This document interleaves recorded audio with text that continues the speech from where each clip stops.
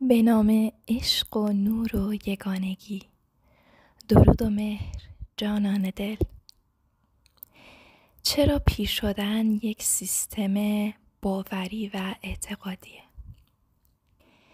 پیر شدن طبیعت ما نیست، بلکه داستانیه که سلول های شما برنامه ریزی و کدگذاری شدن تا باور کنه. حالا یعنی چی؟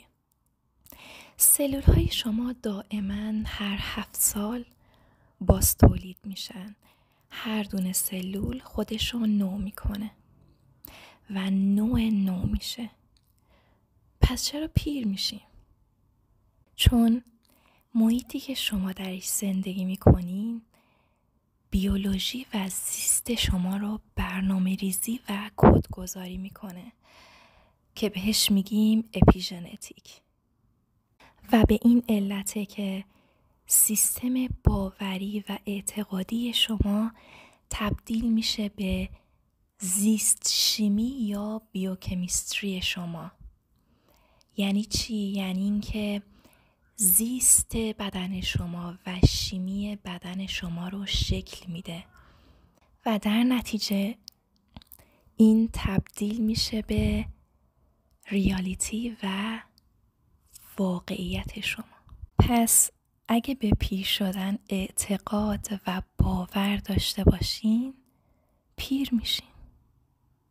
و این موضوع خیلی عمیقه، موضوع باورها و اعتقاداتی که عمیقاً توی ناخودآگاه ما ریشه دوونده و مربوط به موضوعی میشه به نام ایمپلنت که بعداً راجبش صحبت میکنم. ما هر کدوم از این ایمپلنت ها رو که از وجودمون پاک سازی میکنیم یکی یکی مثل این میمونه که تا قبل از اون توی دریا زیر آب داشتیم زندگی میکردیم و در عین این که به سختی داشتیم دوام می آوردیم و احساس خفه شدن داشتیم، تصور نمی کردیم که اصلا بیرون این دریا وجود داشته باشه و به محض این که پاک سازی میشه هر کدوم از این ایمپلنت ها و بهش هوشیار میشیم، عمیقاً بهش آگاه و هوشیار میشیم، همون جور که عمیقاً و لایه لایه و خیلی نامرئی توی وجود ما کاشته شده، انگار که بالاخره به سطح آب میاییم و سرمونو از آب بیرون میکنیم و بالاخره نفس میکشیم و تازه میبینیم که ما با دریای اطرافمون احاطه شده بودیم.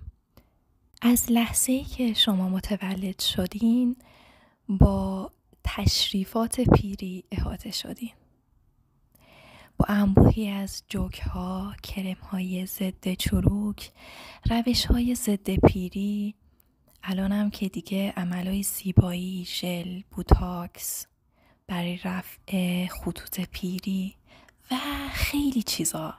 اصلا خود اون نسل‌های قبلی که اون برنامه ریزی ها رو گرفتن و الان جلوی چشم ما به رئالیته، به واقعیت خودشون تبدیلش میکنن و زندگیش میکنن. ما با چشمای خودمون پیر شدن بقیه افراد خانواده رو میبینیم، مرگ رو میبینیم و اینا عمیقاً و به صورت تشدیدی ناخودآگاه ما رو برنامه ریزی میکنن.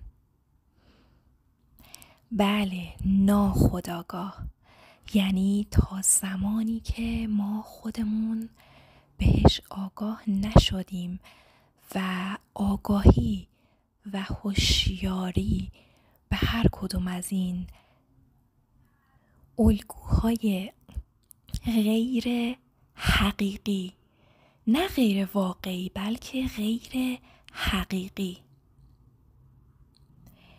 هوشیاری بهشون باعث میشه که کم کم از این الگوها خارج بشیم.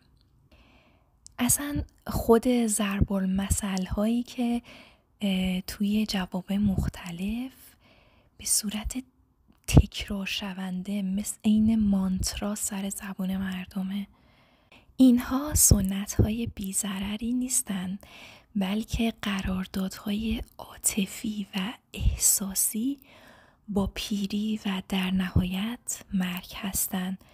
اگر که قدرت باور و اعتقاد خودتون رو بهش بدین.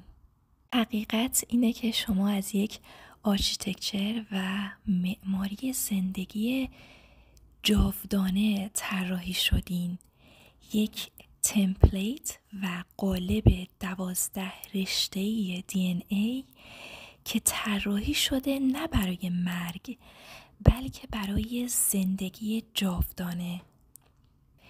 شما ساخته نشدین که شکسته بشین، بلکه ساخته شدین که به یاد بیارین. از لحظه‌ای که شروع میکنین سلولای خودتون رو با حقیقت جاودانه تغذیه میکنین، سلولها شروع میکنن به بازتولید اون چه که دنیا بهش گفته بود فراموش کنه، یعنی جوانی و سلامتی کامل. پیر شدن مقصد شما نیست، بلکه فقط یه نتیجه جانبی از فراموش کردن اینه که ما کی هستیم. پس زمانی که شما از برنامه ریزی پیری خارج میشین، بیولوژی و زیست شما هم گوش کردن به این برنامه ریزی رو متوقف میکنه. زندگی جاودانی یک معجزه نیست، بلکه طرح اولیه الهی اصلی و اورجینال شماست و میتونید احیاش کنین به محض اینکه شروع کنین به فعال کردن پتانسیل بالقوه اینترون های 12 رشته DNA تون که دانشمندان بهش میگن جانک DNA یا همون DNA آشغال و به در نخور. خیلی جالبه. خداوندی که حکیم و دانا هست توی ساختار بدن ما چیزی رو خلق کنه که آشغال و به درد نخور باشه و اینترون که در مقابل اکسون قرار داره. توی تعریفات ژنتیک اینترون به اون بخشایی از رشته‌های DNA میگن که در واقع غیر فعاله. اینترون ها در واقع همه اون پتانسیل ها و توانایی های بالقوه‌ای بودن که ما در خلق اولیه خودمون داشتیم و به مرور زمان بر اثر انتخاب های تاریخی که شده اینا غیر فعال شدن و نسل به نسل منتقل شده و به صورت واقعیت خودمون داریم تجربهش میکنیم، در صورتی که حقیقت ما نیست. و ما در این مسیر بیداری و آگاهی درست، نه آگاهی منحرف، آگاهی درست، کم کم این انحرافات و سرکوب‌های وجودمون رو بهش هوشیار میشیم، پاکسازی میکنیم و کم کم به قابلیت‌های اصلی، حقیقی و الهی وجود خودمون برمیگردیم.